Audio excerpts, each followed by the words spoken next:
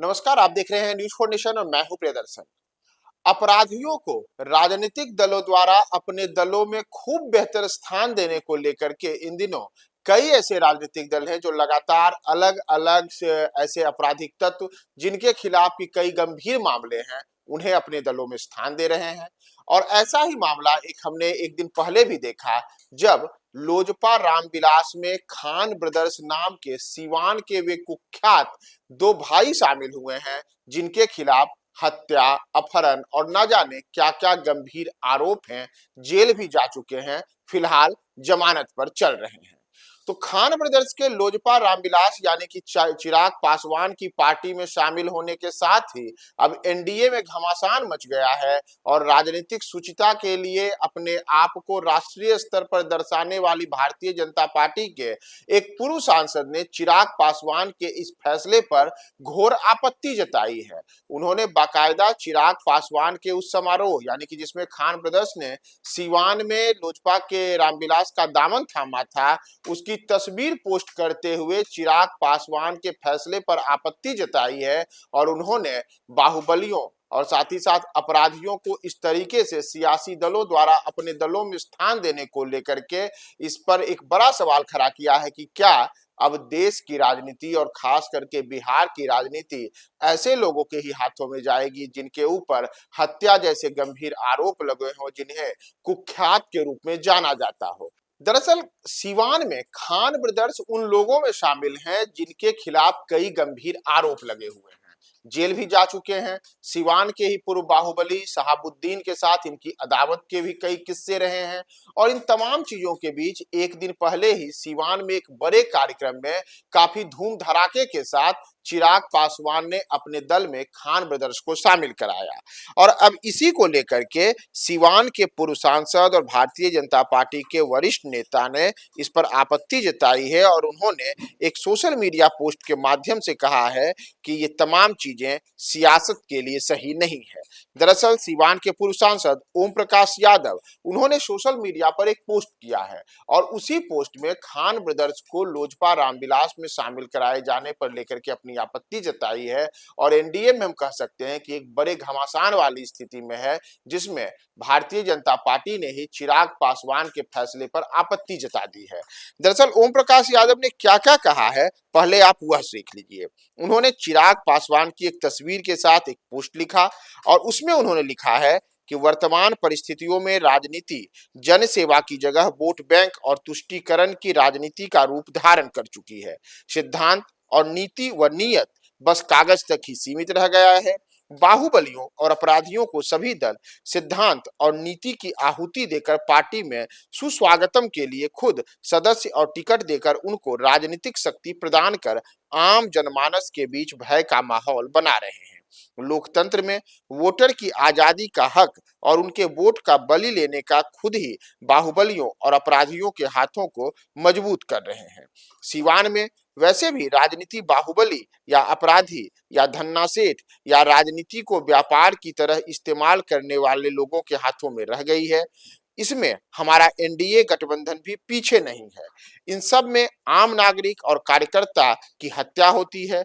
उनको उन नेताओं और प्रत्याशियों से समझौता करना पड़ता है जिनके खिलाफ सदैव न्याय और अमन एवं शांति की लड़ाई लड़ते रहे थे। तो ओम प्रकाश यादव, जिन्होंने वर्ष 2009 का लोकसभा चुनाव सीवान से भारतीय जनता पार्टी के टिकट पर लड़ा, और साथ ही साथ ओम प्रकाश यादव ने तब जो चुनाव जीता था, उस चुनाव को जीतने के पीछे की एक बड़ी वजह यह भी मानी गई थी कि उन्होंने उस दौर में चाहे शहाबुद्दीन हो चाहे फिर खान ब्रदर्स हो, इन सब के खिलाफ काफी मुखर आवाज के रूप में अपने आप को पेश किया था। और सीवान के इलाके में जो दहशत चाहे खान ब्रदर्स का हो या फिर शहाबुद्दीन का हो, उन सब के खिलाफ लोहा लेने में अपने आप को ओम प्रकाश यादव ने एक ऐसे चेहरे के तौर पे पेश किया था जिसने अपराधियों के खिलाफ मजबूती से आम जनमानस के पक्ष को रखा था।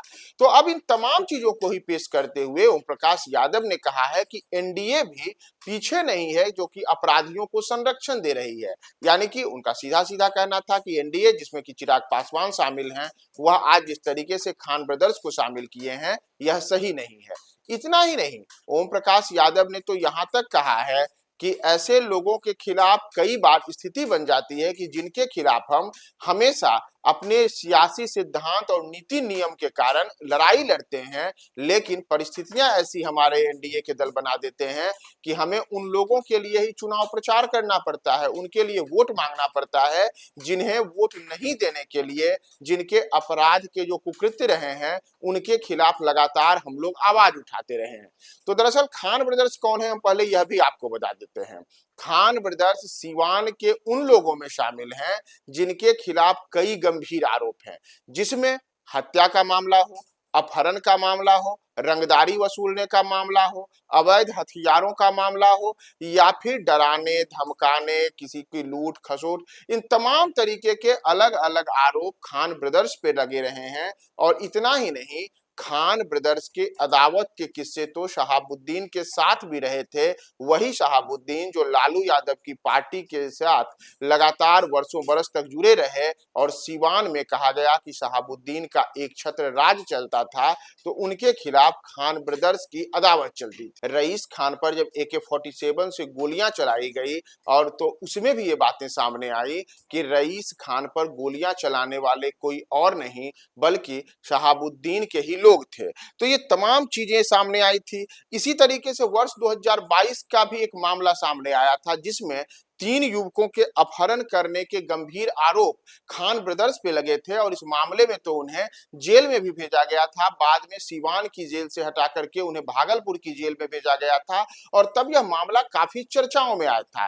फिलहाल मौजूदा समय में भी जो खान ब्रदर्स हैं वह जमानत पर चल रहे हैं। तो वही रईस खान अब चिराग पासवान की पार्टी में शामिल हुए हैं, और इस बार माना जा रहा है कि जो बिहार विधानसभा का चुनाव होगा, तो उस चुनाव में चर्चा है कि रईस खान सीवान के रघुनाथपुर या दरौंदा, इन दोनों विधानसभा सीटों में से किसी एक सीट पर अपनी सियासी किस्मत लोजपा रामविलास के टिकट पर आजमा सकते हैं।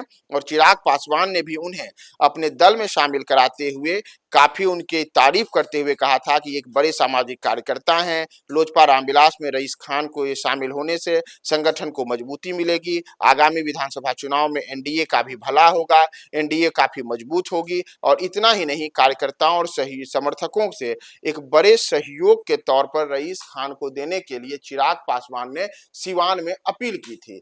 तो उनकी अपील को बीते अभी 24 घंटे भी नहीं हुए हैं कि सीवान से ही चिराग पासवान के फैसले के खिलाफ आवाज उठनी शुरू हो गई है, और आवाज भी किसी और ने नहीं बल्कि भारतीय जनता पार्टी के ही पूर्व सांसद और सीवान के ही कद्दावर नेता ओम प्रकाश यादव ने उठाया है कि यह सब एनडीए में गलत हो रहा है, एनडीए में अपराधियों को संरक्षण दिया जा रहा है, बाहुबलियों को प्रश्रय दिया जा रहा है, और यह कतई भारतीय जनता पार्टी के नीति सिद्धांत और नियम के अनुरूप नहीं है।